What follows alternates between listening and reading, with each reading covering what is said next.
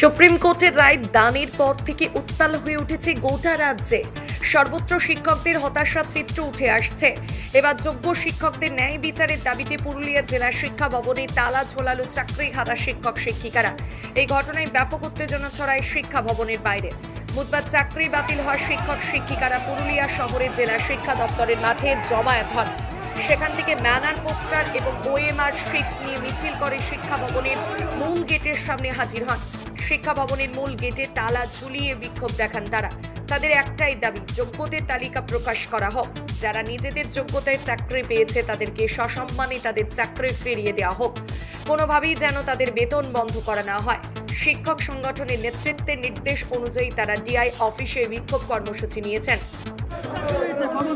আজকে আমরা ডিআই অফিসে জমায়েত হয়েছি।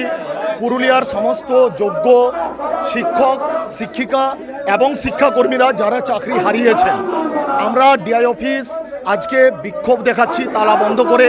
সারা পশ্চিমবঙ্গ ব্যাপী এই কর্মসূচি চলছে। আমাদের দাবি, আমরা ডিআই অফিসের মারফত আমরা চাই শিক্ষা দপ্তর পর্যন্ত পৌঁছে যাক। আমাদের দাবি যে আমাদের যে ওএমআরের মিরর ইমেজ আছে, সেই মিরর ইমেজগুলোকে অতি সত্বর প্রকাশ করুক এবং সেই মিরর ইমেজগুলো প্রকাশ করে রাজ্য সরকার সুপ্রিম কোর্টে গিয়ে রিভিউ পিটিশন দাখিল করুক। 2 নম্বর, যোগ্যদের আলাদা করে লিস্ট প্রকাশ করতে হবে। যোগ্য যারা আছে এখনো পর্যন্ত যাদের বিরুদ্ধে কোনো দুর্নীতির অভিযোগ প্রমাণিত হয়নি, তাদের লিস্ট আলাদা করে প্রকাশ করুক এবং আমাদের হারিয়ে যাওয়া চাকরি আমাদের ফিরিয়ে দিতে হবে। 3 নম্বর, আমরা যেন আমাদের চাকরিতে বহাল থাকতে পারি, আমাদের স্যালারি বন্ধ করা যাবে না। আমরা যোগ্য কিন্তু আমাদের চাকরি হারা। আমরা মুখ্যমন্ত্রীর যে তিনি আশ্বাস দিয়েছেন, সে আশ্বাসে আমরা কিন্তু আশা খুঁজে পাইনি। আমরা ভলান্টারি সার্ভিসে যাব না। কেন ভলান্টারি সার্ভিস করব? এটা আমাদের যোগ্য চাকরি, আমরা চাকরি হারা। আমাদের চাকরিতে যেন বহাল রাখা হয়, সেই জন্যই আমরা এই বিক্ষোভ দেখাচ্ছি। নতুন করে পরীক্ষার যে ব্যাপার উনি বলছেন, নতুন করে পরীক্ষা, নতুন করে এই পদের জন্য কোনো পরীক্ষা আমরা দেবো না।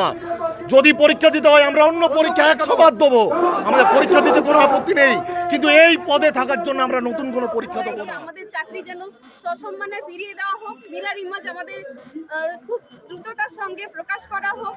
যোগ্যদের লিস্ট, এতদিন তো অযোগ্য করে খুব মাথা খারাপ করা হচ্ছিল, তো আমরা এখন আর অযোগ্য লিস্টের থেকেও বেশি আমরা চাই আমাদের যোগ্যদের লিস্ট প্রকাশ করা হোক। আর কোনোভাবেই যেন আমাদের বেতন বন্ধ না করা হয়। আমাদের অনেকেই কিন্তু রাস্তায় যেই তালামারার মধ্য দিয়ে আমাদের আন্দোলনের এটা আজকে শুরু করলাম এবং এই আন্দোলন দীর্ঘব্যাপী হবে।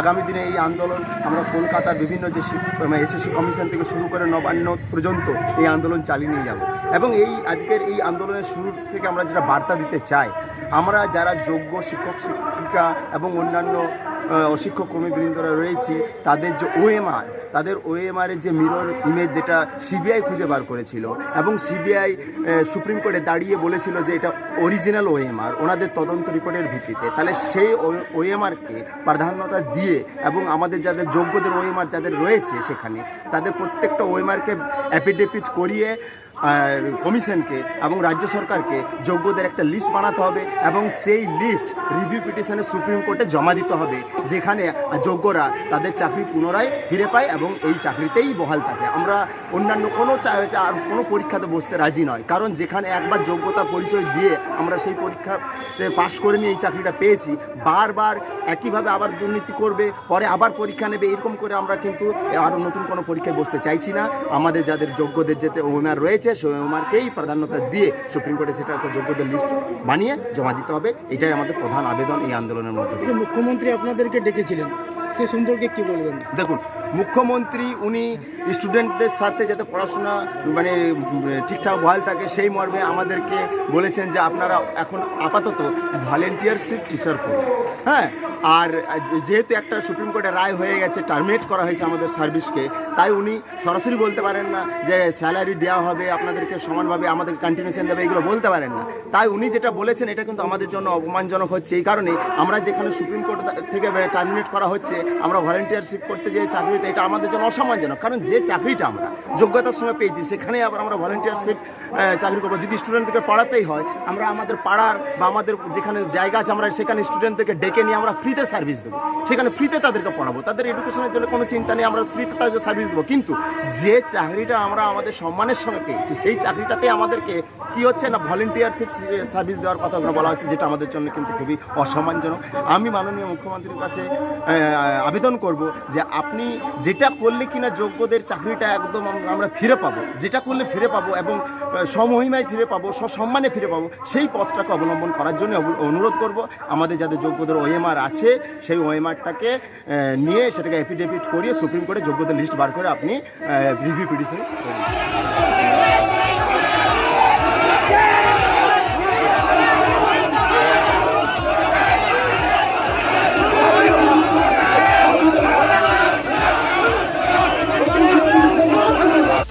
আদালতের নির্দেশের পর দিশেহারা হয়ে উঠেছেন চাকরি হারা শিক্ষক শিক্ষিকারা। প্রত্যেকের মাথার উপরে রয়েছে একাধিক দায়িত্ব, তাই চাকরি হারিয়ে রীতিমতো অথই জলে পড়েছেন তারা। যারা যোগ্য তাদের পুনরায় চাকরিতে বহালের দাবি তুলে ডিআই অফিসে বিক্ষোভ কর্মসূচি প্রদান করেন চাকরি হারা শিক্ষক শিক্ষিকারা। পুরুলিয়া থেকে বিশ্বজিৎ সিং সর্দারের রিপোর্ট, পুরুলিয়া মিরর।